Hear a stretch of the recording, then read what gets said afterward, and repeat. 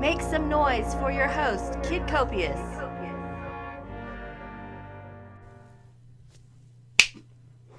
What up, perps? Kid Copious, back in the bunker. Purple State Party. You know what we represent? America. The center, common sense.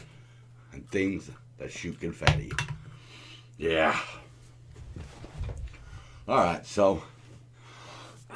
excuse me. Kind of hot out here. So I want to start this one off with a bit of uplifting news, or, an uplifting story. So, a few days ago, I saw a video of a little kid rode by an American flag that was planted in somebody's lawn, and he ripped it out, threw it on the ground. His mom did nothing. Well, today I was staring at the hummingbirds, and this mom was jogging by with her little kid on a bike, and he says, "What's that?" She says, "That's the American flag." And he started saying the Pledge of Allegiance. He was not much more than a toddler on a bike with training wheels. And that warmed my heart that maybe all hope is not lost. But some people, the hope that I have that better things are coming around the corner, they may never see it. Fentanyl addiction is killing my son, but California drug laws enable him instead of helping. This is something that your boy knows a lot about. I struggled with drugs and alcohol, half a lifetime ago. Never thought I'd make it to 27 Club. But, I got arrested. And even though that stint in a 30-day lockdown rehab, ultimately I fell off the wagon about 6 months after that because, I thought I could have control. But drugs and alcohol had all the control. And eventually, I kicked the booze and I kicked the meth. I can't even imagine. Fentanyl. I mean, I was never really into opiates all that much. But I'd probably be dead. But when the state and the county just allow people to indulge their addictions to the point of living on the streets, you're busting up families, man. You're scarring siblings. You're not helping. This is not what I want my tax dollars to do. Excuse me. I don't want my tax dollars being used to enrich politicians. I want my tax dollars being used to help the people of California, to help the people of America. And this is a failed experiment, what we're doing here, allowing them to just be homeless on the streets and not face consequences, because if you don't have consequences, you're never going to hit rock bottom. If you don't hit rock bottom, you can't start climbing back up. And that's the bottom line, man. That's what we need to do. We need tough love, not soft love. And that's the only solution, and sometimes that is the only solution. I mean, you can't help people who don't want to be helped, so you have to push them in a direction that makes them want the help. I love this one. The White House Press Secretary, Jen Psaki, give her a bell, says Biden doesn't want to fight Fox News after Trump completely destroyed trust in the media and institutions. No. You can spin it that way all you want, but I stopped believing in the newspapers a long time ago. Used to be a member of the NRA, and I'd read story after story in there about how guns, protected somebody. But in the newspapers and on the news, all I saw was how guns were bad. And they were always going after the wrong people. They were never going after the criminals. They were softening criminal gun use and tightening up legitimate gun purchases and gun users and owners. So long before Trump, Trump was still doing Apprentice when I lost faith in government, the government institutions, and certainly the media. Trump exposed it. The Simone Biles thing, man. I get where she's coming from because I've been there. I actually dropped out of a triathlon once because I had an anxiety attack. So I get where she's coming from, but we're sort of propping her up as a hero, and we're forgetting that, there's a flip side to that, there was a young girl named Carrie Strug who had busted up her ankle, and they needed her to go out and perform her best. And, she hit her mark, hobbled on one leg, and then collapsed to her knees. She got a 9-1. I suggest you watch that video. I'm going to try to put it up right here. See if I can dig one out. But, I feel bad for Simone, but at the same time, I don't think we should glorify when the disease or the issue wins. It's triumphant, if you can battle through it, but I don't know. I dropped out of a race because of it, and it's always been a regret in my life. I didn't feel like I did something heroic by putting my mental health first. But I can't judge her, but I can judge kind of the reaction that people are having, and it's not heroic. It's sad, and I wish her well, but I can't say that what she did was heroic. And that's the lesson that I think should be taken from that is that, retreating to your safe space is not a victory. Okay, it's not. We need to learn to plow through things. We should have plowed through COVID. We should have looked for a treatment. We should have allowed people to get sick and try to stop them from dying. We should have figured that out, because we just created a mess by pinning all of our hopes on a vaccine that, as we're going to see in this show, it's not foolproof. People are getting the vaccine and they're still getting sick and they're still spreading it. Much smaller than you would think. Much smaller than maybe one side wants to make it out to be, But we'll get a little more into that a bit here. We're going to start off with this. This is kind of hard to read, but basically it's just a side-by-side comparison of how Black Lives Matter rallies and Trump rallies were compared in terms of what was spreading COVID. And this really illustrates the problem we have. The fact that they're saying that the protests probably weren't a spreader and the Trump rallies probably were a spreader. They're speculating and spinning and slanting with a bias based on guesswork. Any large gathering of people has the potential to spread any disease. That's just the way it is. History has shown us that. Things like Legionnaire's disease and things like that. So if the Trump rallies were a super spreader, then I think the rallies, the BLM rallies were. But the Trump rallies didn't burn down cities. That's a big difference. And that's the part of the story that they conveniently leave out, And we don't need that. We need our media on the side of what's right, not just who's right. Along with COVID, the other thing that they're using as a distraction is January 6th. As you can see here by Bronco, pretty clear that it's just all Democrats. They just want to smear the Republicans. But why? Okay? It was a bad thing, great. Investigate it, figure out what went wrong so we could fix it. Okay, learn from history. I totally agree with that. Assessing blame, I don't really think there's anything to be gained by that personally, because you're not going after all the BLM crap when your own people, like Maxine Waters, were whipping people into a needless frenzy for the Chauvin trial. And other liberal leftists were bailing rioters out of jail so that they could go back and loot. It's been an ugly year, but this is just a distraction because Biden ain't done shit. So they can just keep pointing to the Capitol riots and make it out like they're doing something good. But they just let the moratorium on evictions just fall. And now Biden's blaming the states. But they didn't fix that, did they? What have they done? They haven't done anything. They've had all this power. They've had the House and the Senate and the president, and they still haven't done shit. The border crisis is worse. Everything is worse right now. And in a lot of ways, COVID is worse because even though we've got a whole bunch of people vaccinated, people are still getting sick and dying, And we're finding out that we've been lied to this whole time. This one comes out of England. The Telegraph. Over half of COVID hospitalizations tested positive after admission. You know, he's talking about right here. I'm not going to bore you with all of the details, but essentially, people came to the hospitals for various reasons, and while at the hospital, they contracted COVID. And then they were counted as hospitalizations.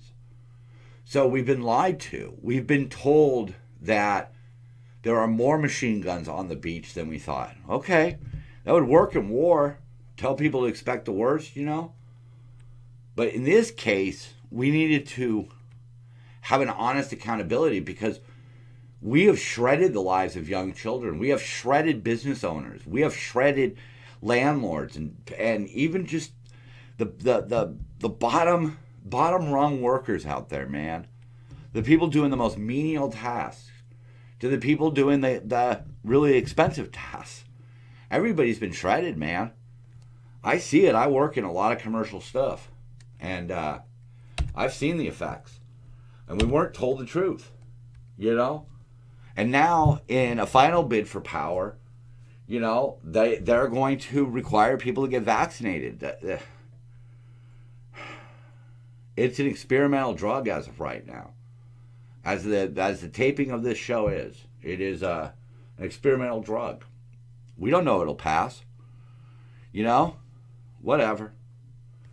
They're gonna make it a requirement though, because they want the power. But we know who's at risk. We know who's at most risk. Who gives a shit about catching it? Every year people catch the common cold. At one point the common cold was pretty serious. But over time, we all just built up resistance and ways of fighting it. And now we get some sniffles and we can still go to work. You know? We don't need a vaccine against it. I mean, we have people on CNN who are whipping people like my brother into a needless frenzy. If you are unvaccinated, you shouldn't be allowed to work or allowed into work or stores. Wow. Okay. You know,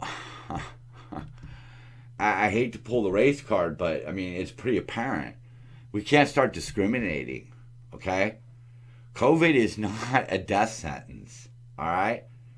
We didn't outlaw, you know, when the AIDS epidemic was ripping through this country, they didn't outlaw certain people from dating certain people, because we have to draw a line between our humanity and our safety. And at some point, we just have to blaze straight ahead, man. And if we get it, we get it, and hope the treatment works, because that's how a lot of things are, man. Every single day, millions of people drive off to work, and they can be killed in a car accident. It happens on a daily. Okay? It's just the way it is. People have heart attacks. People have strokes. People get all kinds of bad fucking news, man. And we can't be safe from everything. And quite frankly, you know, COVID doesn't seem like the scariest thing on this planet.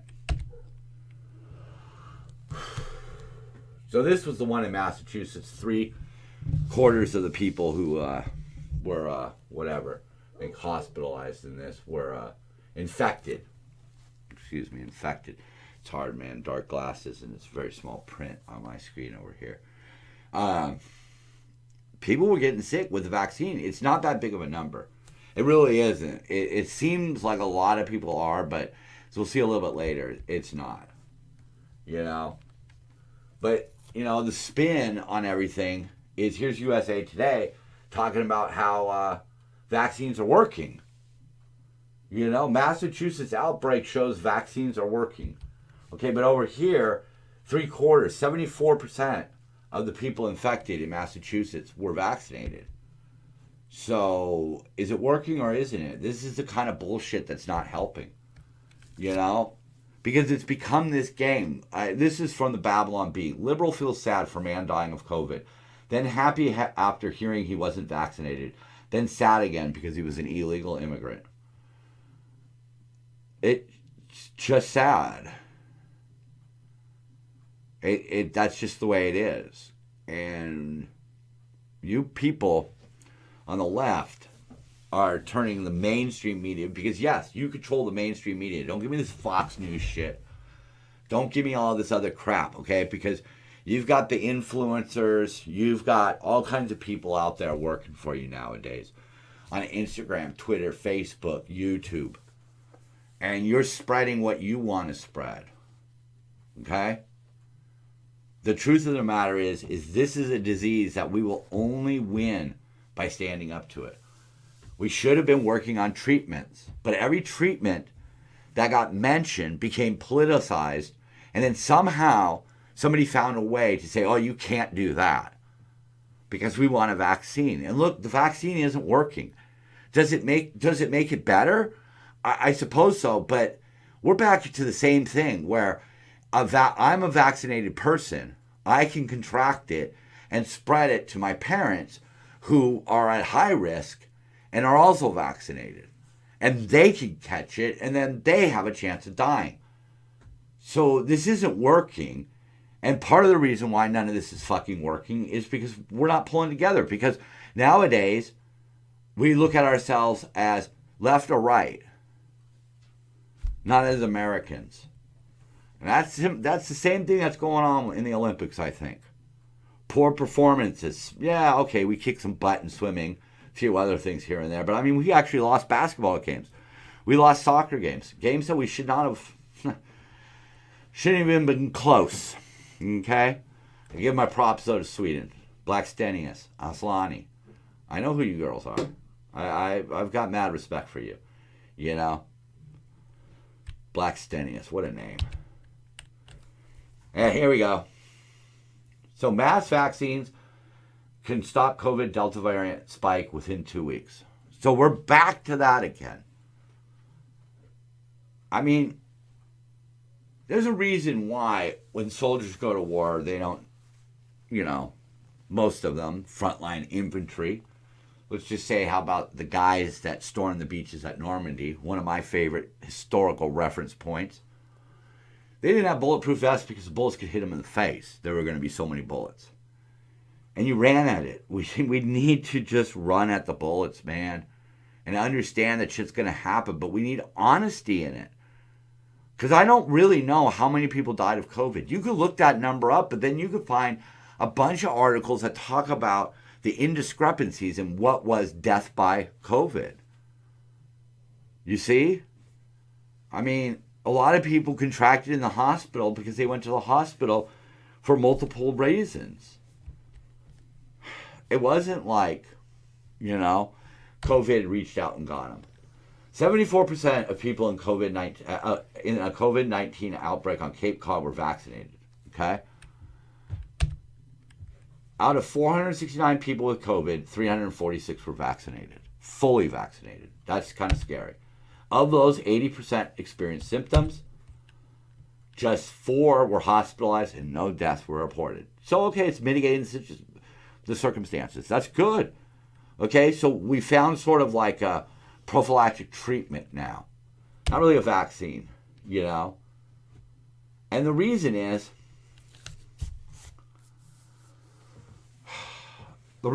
is because the Delta variant, which spreads. And you can look this up, put it in the comments if I'm wrong. But when viruses mutate, they mutate to become more contagious, more popular, not more deadly.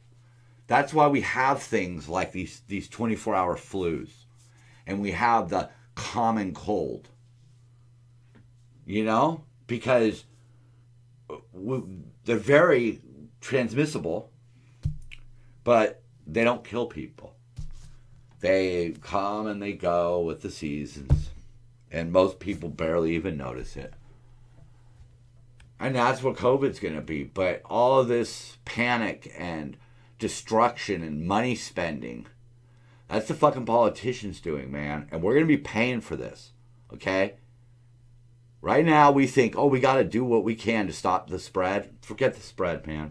Concentrate on just the dead. Try to figure out how to stop people from dying.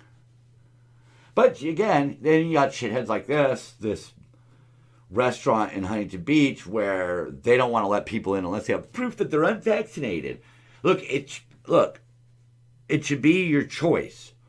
But advocating one way or the other... It's to that level. It's one thing for me to express an opinion. To say, well, I did it, But what it's turned into now is I did it. I put myself at risk with this experimental drug. So if I'm going to die, you need to die too. No, if other people don't feel comfortable with it, then, you know, we have to let them be. You know, we just have to let them be. They have the right to refuse it. But to say that you're taking the unvaccinated side, that's just fucking childish, man. And that doesn't help. And that's, again, reflects poorly on conservative and Republicans. Because, face it, conservative and Republicans are the people who are like, no. We're not going to take the vaccine. It was developed under Trump. So it just really, I mean, it just boggles my mind. It really boggles my mind why things have gone the way they went. To see a worldwide crisis become politicized in America is just gross. I mean, we used to pull together as Americans. It didn't matter if you were black, brown, white, yellow, red, whatever fucking color you can be. You know, it doesn't matter if you're a Republican or a Democrat. Those things don't matter. We're Americans. But they've stripped us of that. You know? Your side didn't like that. Your side didn't like unity. The left did not like unity. You know? And the right, well, quite frankly, they make mistakes too when it comes to unity. Because they push away women. They push away LGBT plus communities. They push away minorities. Because they do stuff that's just a little too shady sometimes.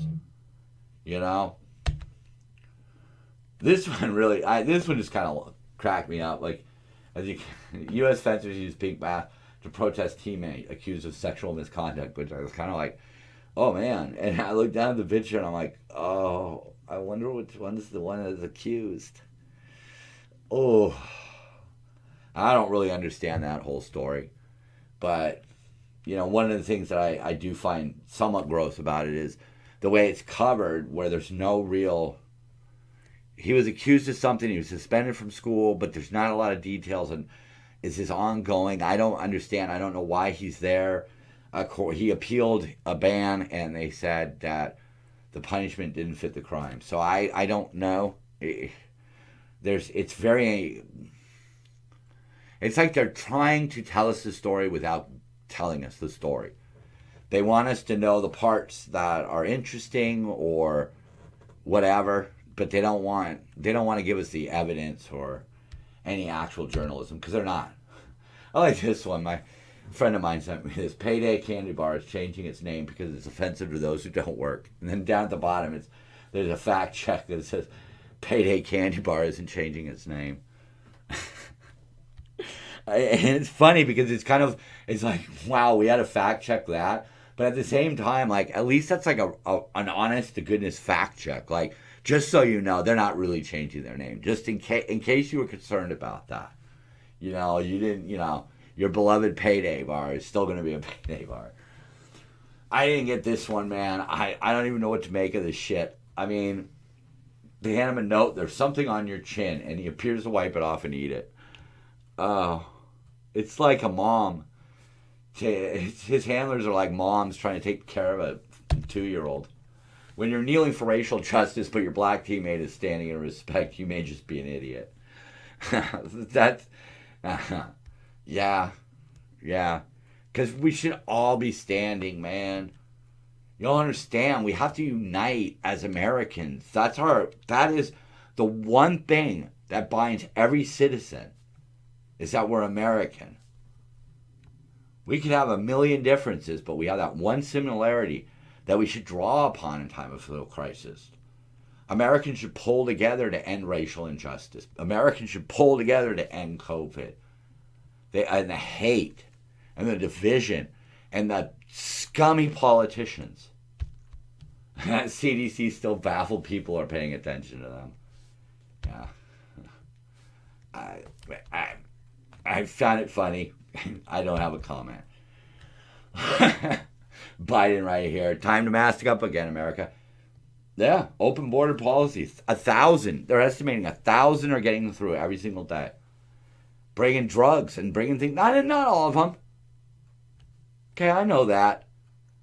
But if 1 out of 10 is up to no good, that's still a lot of people every single day. But we're not checking them. We pretend that COVID is this all-important thing, but we're not sealing our borders. People could just come across. People can't fly in from other countries. But by all means, just let people... Okay. You don't see a problem with that. You know, if you don't see the problem in that, then you're not looking. This is one of my favorites right here. Pelosi orders everyone at Capitol to wear swim floaties in case of flash flood. And she was seen recently taking her mask off for photo ops and stuff like that. I don't know. I don't even know if I should care.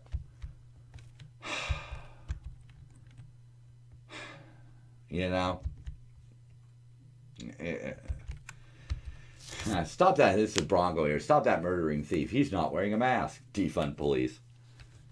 Yeah, again, just hypocrisy and just complete lack of how anything's going to gets done. They want their cake and eat it too, but they refuse to cook it, bake it, or frost it.